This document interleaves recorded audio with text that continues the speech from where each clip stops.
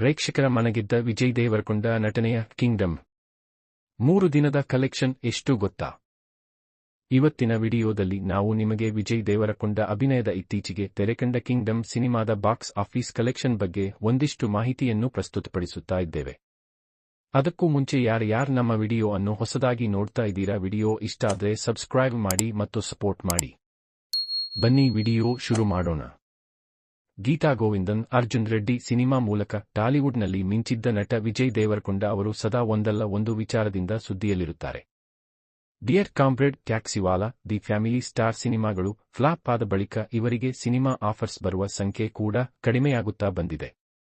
ಅಂತೆಯೇ ಇವರು ಕಲ್ಕಿ ಸಿನಿಮಾದಲ್ಲಿ ಅರ್ಜುನನ ಪಾತ್ರ ಅಭಿನಯಿಸುವ ಮೂಲಕ ಕೊನೆ ಬಾರಿ ಮಿಂಚಿದ್ದರು. ಇದೀಗ ಅವರ ಅಭಿನಯದ ಕಿಂಗ್ ಡಮ್ ಸಿನಿಮಾ ರಿಲೀಸ್ ಆಗಿದ್ದು ಪ್ರೇಕ್ಷಕರ ಮನಸೆಳೆಯುತ್ತಿದೆ. ಸ್ಪೈ ಸಸ್ಪೆನ್ಸ್ ಥ್ರಿಲ್ಲರ್ ಸಿನಿಮಾ ನೋಡಿ ಅಭಿಮಾನಿಗಳು ಕೂಡ ನಟ ವಿಜಯ್ ಅಭಿನಯಕ್ಕೆ ಮನಸೋತಿದ್ದಾರೆ.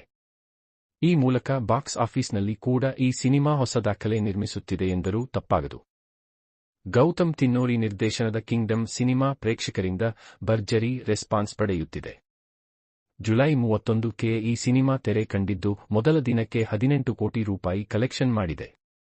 ಇಡೀ ಭಾರತದಾದ್ಯಂತ ಈ ಸಿನಿಮಾ ಉತ್ತಮ ರೆಸ್ಪಾನ್ಸ್ ಪಡೆಯುತ್ತಿದ್ದು ದಿನದಿಂದ ದಿನಕ್ಕೆ ಉತ್ತಮ ಗಳಿಕೆ ಮಾಡುತ್ತಿದ್ದು ಹೊಸ ದಾಖಲೆ ಮಾಡುತ್ತಿದೆ. ಕಿಂಗ್ಡಮ್ ಸಿನಿಮಾದ ಕಲೆಕ್ಷನ್ ಹೇಗಿದೆ ಎಂಬುದರ ಬಗ್ಗೆ ನೋಡುವುದಾದರೆ, ಸಿನಿಮಾ ಜುಲೈ 31ಕ್ಕೆ 18 ಕೋಟಿ ರೂಪಾಯಿ ಗಳಿಕೆ ಮಾಡಿ ಬಳಿಕ ಎರಡನೇ ದಿನಕ್ಕೆ 7.5 ಕೋಟಿ ರೂಪಾಯಿ ಗಳಿಸಿತ್ತು. ಬಳಿಕ ಮೂರನೇ ದಿನ 6.8 ಕೋಟಿ ರೂಪಾಯಿ ಗಳಿಸಿದೆ. ಹೀಗೆ ಬರೀ 3 ದಿನಕ್ಕೆ 32.3 ಕೋಟಿ ರೂಪಾಯಿಯನ್ನು ಸಂಗ್ರಹಿಸಿದೆ. ಆಂಧ್ರಪ್ರದೇಶ ಹಾಗೂ ತೆಲಂಗಾಣದಲ್ಲಿ ಕಿಂಗ್ಡಮ್ ಸಿನಿಮಾಕ್ಕೆ ಪ್ರೇಕ್ಷಕರು ಅತಿ ಹೆಚ್ಚಿನ ಸಂಖ್ಯೆಯಲ್ಲಿದ್ದು ಸಿನಿಮಾ ಯಶಸ್ಸಿನೆಡೆಗೆ ಸಾಗುತ್ತಿದೆ. ಕಿಂಗ್ಡಮ್ ಸಿನಿಮಾದ ಟೀಸರ್ಗೆ ತೆಲುಗಿನಲ್ಲಿ ಜೂನಿಯರ್ NTR, ಹಿಂದಿಯಲ್ಲಿ ರಣಬೀರ್ ಕಪೂರ್ ಹಾಗೂ ತಮಿಳಿನಲ್ಲಿ ಸೂರ್ಯ ಅವರು ಧ್ವನಿ ನೀಡಿದ್ದರು.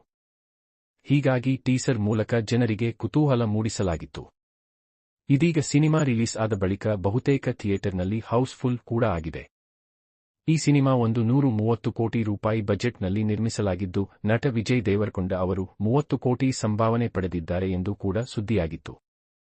ಸಾಲು ಫ್ಲಾಪ್ ಸಿನಿಮಾ ಕಂಡ ನಟ ವಿಜಯ್ ದೇವರಕೊಂಡ ಅವರಿಗೆ ಕಿಂಗ್ಡಮ್ ಸಿನಿಮಾ ಹೊಸ ಭರವಸೆ ಹುಟ್ಟಿಸಿದೆ.